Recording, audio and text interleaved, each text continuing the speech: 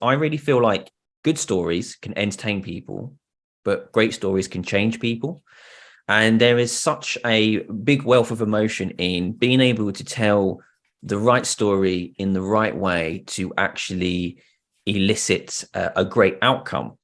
The first of these kind of four pieces that I want to talk about and why I think is really important for a story is audience first. The big thing where I suppose people fall down with stories is they make it too much about themselves and not enough about the group. So there is a time and a place and ability to kind of share your own stories and talk about your story and your place in that. But it's always remembering, how do I put the audience first and think about how is this story, how is it going to bring value to the audience?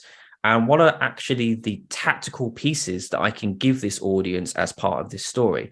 Part two is then looking at how do we make the complex to simple? So to elaborate on that, there's probably loads of talks that we've been to where you sat there and you're wondering, what are they talking about? There's probably some really great information, but it's really hard for me to understand because it's very complex. So it's complex in how the message is structured. It's complex in the language that's used.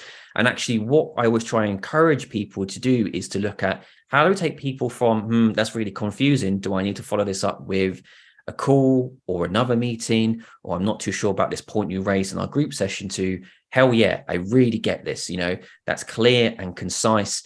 And I feel really comfortable in what you're saying to me here. And then when I look to think about the kind of third point of this structure, how do you be as authentic as possible? What does that actually mean? I kind of break it down to not being a robot. Why stories are so powerful is, and you see this online, people really love personal stories, right?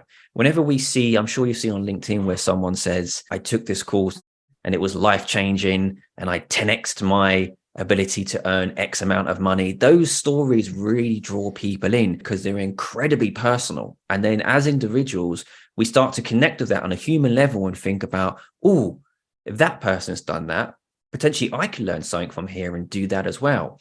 And that's how I find when you're building that kind of storytelling arc is in, how can you build a hook that basically says to people, I'm just like you, I'm human as well. These are the things I know.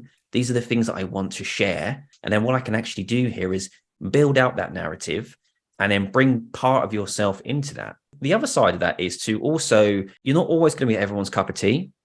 And that's difficult, right? Because as humans, we want to be liked by everyone. There is a need to be wanted and part of a tribe and part of a community, but not everyone is going to like kind of your style with storytelling. And in my last kind of the four pieces here, bring in play and humor as tools into storytelling. I like to bring a lot of humor. I'm known to be quite sarcastic. I kind of bring up stories which kind of make fun of myself and kind of bring positions in there which people might not expect. But I find that if you're very rigid and serious in your storytelling, your audience can feel that in all messaging. And play and humor are good, right? Especially when, examples being if you're working on very high level projects that are very pressured and everything can feel very, very serious and you need buy-in from senior stakeholders or you need to influence certain managers.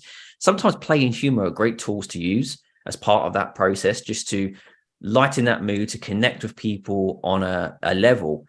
When I am crafting a story, I really like to think about, what is the problem that we're trying to highlight here or we're trying to solve? And then connecting to that, why does it matter? Why should anyone care? The why it matters portion is really connecting into how is it going to improve the individual's life who you're speaking to? So whether that's getting budget sign off, whether that is influencing the manager, whether that is a presentation that you're giving kind of externally or internally, why is the thing that you're talking about going to help them improve as an individual? And that's a very, very big portion of this is the why. And the golden stuff for me is the last bit around how to solve it. And this is the stuff that too many people miss out. I think it's incredibly important to look at once you've kind of set your story in, you have to be very tactical on how do I solve this? And the way that you can do that is not necessarily giving the answers.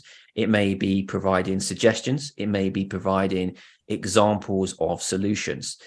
And I feel if you can bring all three of those together, that gives you a really good structure for your story and how to tell that. The core of it is making sure that you're able to provide value and get the outcome that you want at the end of the day. That's why we're telling stories and building these structures.